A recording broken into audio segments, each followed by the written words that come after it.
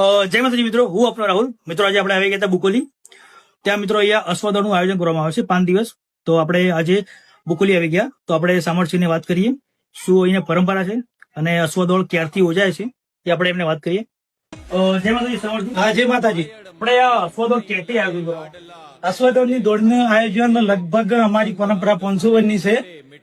પીંછી કરીને ગરાસિયા દરબાર એ લગ્નની ચોરીમાં ફેરા ફરતા ગાયની વારે ગયા હતા અને ગાયો કસૈયો લઈને જતા હતા. એની વારે અહીં શહીદ થઈ ગયેલા છે.